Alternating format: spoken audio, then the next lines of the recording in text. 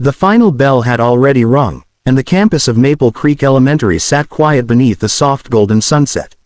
Autumn leaves fluttered across the wide green lawn like tiny paper boats drifting through still waters. Most teachers had gone home, but one classroom still had its light on. Room 12, where Mr. Daniel Hayes, a soft-spoken and underpaid science teacher, packed his worn-out bag for another long walk to the bus stop. Daniel wasn't just a teacher by profession. He was a caretaker of forgotten souls, the kind of teacher who noticed pain before a student spoke it. His coat was old, his shoes losing shape at the heels, yet his heart was full of quiet dignity. He had been living alone ever since his own family drifted apart after tragedy, surviving paycheck to paycheck, still showing up every day with kindness stitched into every word. As he locked his classroom, he noticed a small figure sitting alone near the garden benches beside the big oak tree. A little girl, shoulders shaking, hugging her backpack like a lifeline. Daniel paused, sensing something deeper than an ordinary bad day. He stepped closer. "Hey," he said softly, kneeling down. "School's long over. Are you okay?" The girl quickly wiped her tears with the back of her sleeve, trying to look brave. She was maybe 10 or 11, pale cheeks streaked with anxiety. I'm fine," she whispered, though her trembling hands said otherwise. "You don't look fine," Daniel replied gently. "Talk to me. I'm not here as a teacher right now. I'm here as someone who cares." For a moment, silence wrapped around them like cold wind. The small fountain beside the garden trickled quietly, and the pink-orange glow of sunset bathed the schoolyard in soft warmth. Finally, the girl breathed in shakily. "My name is Madison Lakewood, and my dad was supposed to pick me up. But he didn't come. I tried calling him and..." Her voice cracked, nobody answered. Daniel noticed her backpack had a little angel keychain clipped to it, faded, like it had been held onto too long by tiny grieving fingers. "Has this happened before?" he asked softly. She nodded. "Not like this." Another tear rolled down her cheek. "My mom isn't here anymore, and Dad, he's always busy." Something inside Daniel stung, a familiar ache. Loss recognizes loss. He sat beside her on the bench. "You don't have to wait alone. I'll stay with you." Madison looked up at him, surprised by such quiet kindness. He smiled gently because he knew what loneliness looked like in a child's eyes. It was the same echo that had lived inside his own chest for years. In that simple moment, under the soft evening light, a tired teacher and a broken little girl sat side by side, unaware that this unexpected meeting would change both their lives, not knowing that the man who failed to pick her up was not just any father. He was one of the most powerful CEOs in the city, drowning in grief no one could see. And soon, 100 buses would halt on that road, because destiny had just begun to move. Daniel checked his watch. Almost an hour had passed. The parking lot was now empty, the sky turning a deeper orange as streetlights flickered awake one by one beside the big park across from the school. He didn't want Madison to feel abandoned again. No child should ever feel like they're waiting for someone who never comes. "Do you live far from here?" he asked softly. She nodded. "By Riverside Park, in the tall glass building near the lake." Daniel blinked. Riverside Park was one of the most expensive areas in the entire city, a place where success lived behind crystal windows and perfect gardens. It didn't match the image of a crying girl sitting alone with no ride. "Do you want me to walk with you to the main road?" he offered, gently. She hesitated, then gave a tiny nod. They walked past the long fence lined with maple trees. Daniel's coat brushed against the cold evening breeze. Madison walked silently beside him, hugging her backpack to her chest. When they reached the main intersection, he stopped and looked at her carefully. "Madison, do you have another number I can call? Maybe a relative, a family friend?" She lowered her head. "No one. Just Dad." Those words were heavier than anything he could have said back.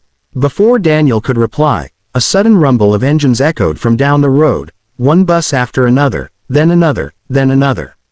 A traffic jam was blocking the whole street ahead. Within minutes, the line stretched endlessly.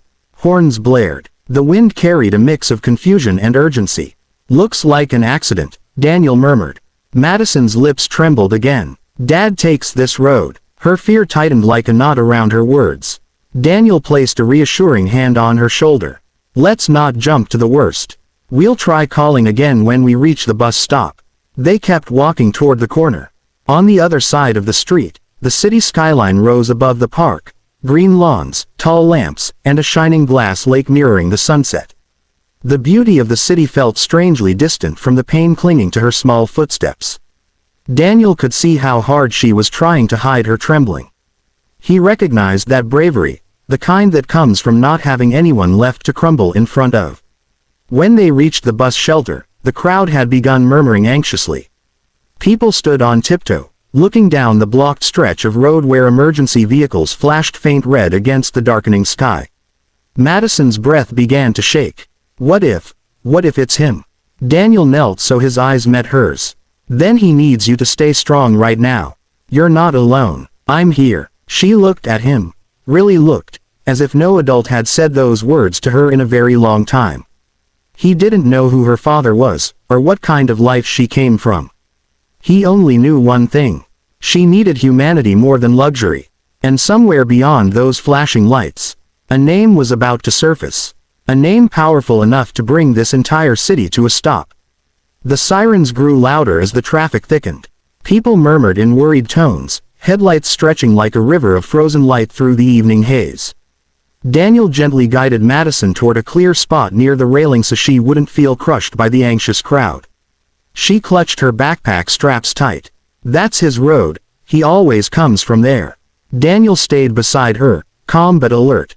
He could feel her panic rising like a storm she couldn't hide from. Just then, a police officer moved along the sidewalk, speaking to people as he passed. Major crash ahead. One vehicle was forced off the road trying to avoid a convoy. Road is fully blocked. We're waiting for recovery teams. A chill ran through Madison. Convoy. Her father always had a security convoy. Not for fame, but because the world refused to give peace to a lonely man carrying too much inside. She whispered, barely breathing. It's him. Tears filled her eyes again. Daniel turned toward her quickly, soft but firm. Listen to me. Fear is not fact. We don't know yet. I'm not letting you stand here thinking you've lost someone twice in one lifetime. The words pierced her, somewhere deep where old wounds still bled. He gently took out his small outdated phone. Let me try calling. She recited the number. His fingers trembled slightly from the cold as he dialed. The line rang. Once. Twice. Then someone answered. Not a greeting, just heavy wind and rushed voices in the background. A man's voice broke through. Raw and shaken. Who is this? Daniel hesitated. I'm a teacher. Your daughter is with me. She's safe. There was a long silence. Then a breath, shattered and uneven. Madison. My God. Thank you. Don't let her cry. I'm trying to get through. The voice cracked like grief choking through a locked throat. Behind it were sirens, rescue teams, shattered metal. Sir, are you injured? Daniel asked. A pause. No, not me. My car is fine, but the one ahead of us lost control. A woman. She died on the spot. I can't watch another family lose someone. Not again. The tremor in his voice wasn't fear, it was memory. Madison froze. That pain, that shaking breath, she knew it. It was the same voice she'd heard beside hospital walls when her mother didn't wake up.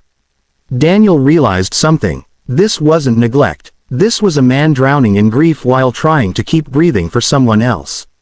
I'll keep her safe, Daniel said quietly. Please, the man whispered. Tell her I'm coming. Just, don't leave her alone. Daniel ended the call gently. Madison stared at him, searching his eyes for hope. He's okay, Daniel said softly. Traffic trapped him. He's on his way. Her lips trembled, relief mixing with unspoken sadness. She didn't cry out of fear this time, but out of the ache of missing someone who was still alive. Minutes later, two sleek black SUVs finally pushed through the jam and stopped near the sidewalk. Security stepped out first. Then a tall man in a dark coat emerged, eyes tired, face worn, heartbreak carved deep into every expression. The moment Ethan saw Madison, the walls he had built around his grief cracked wide open. He didn't approach like a CEO, he rushed like a father terrified of losing the last piece of his world. Madison ran into his arms, and he held her so tight it looked as if life itself was stitched back into his chest. "I'm sorry. I'm so sorry," he whispered into her hair, his voice broken with love and regret. "I should have been here sooner. I should have seen your tears before a stranger did." Daniel stepped back to give them space. The city lights shimmered through the trees, and for a moment, Riverside Park glowed like a quiet cathedral of forgiveness. Ethan finally looked up, really seeing the man who had stayed. The cheap coat, the tired eyes, the gentle patience, and behind them, the kind of humanity powerful men forget exists. "You stayed with her," Ethan said, still struggling for breath. "Most would have walked away." Daniel shook his head softly. "No child should wait alone for someone who was never coming. I've stood in those shoes." Something unspoken passed between them, a recognition deeper than introductions. "Pain knows pain. Can I drive you home?" Ethan asked. Daniel smiled faintly. "The bus is fine." But Madison tugged Daniel's sleeve with a small pleading voice. "Please, come with us. Just for a little. You helped me breathe when I was scared." He could have refused politely, but her voice carried a loneliness he understood too well. So he nodded. The SUV doors closed, and inside was quiet, the kind of quiet grief never leaves untouched. As they drove past the lake, the reflection of city towers rippled through green-lined walkways and silver water. Madison leaned against her father's arm, for the first time that day not afraid he might disappear. At the Lakewood residence, a grand glass home overlooking the park, Ethan paused before Daniel stepped away. "I owe you more than gratitude," Ethan said quietly. "Your kindness reached my daughter before my power ever could. Most people look at me and see success. You looked at her, and saw a child." Daniel met his eyes. "I didn't do it for recognition. I did it because I know what it feels like to lose someone and still be expected to act like you're fine." Ethan's throat tightened, because someone finally understood without judgment. Before Daniel could turn to leave, Ethan said something he hadn't said to another soul since the accident. "She was crying today, for the same reason I've been dying quietly for months. We didn't lose my wife to distance or divorce." His voice trembled. "We lost her, on this same road." Daniel closed his eyes for a moment, not out of shock, but aching empathy. He now understood the silence that followed Madison home every night. "You don't heal by burying pain," Daniel said quietly. "You heal by letting someone stand beside you while it hurts." Ethan nodded. A man finally allowed to break. And in that fragile moment, a poor teacher gave a rich man something he had forgotten existed. Compassion without price. Dear viewers, if this story touched your heart, please comment below what part moved you the most, and share it with someone who might need hope today. Your one share may bring comfort to a heart standing alone in silence.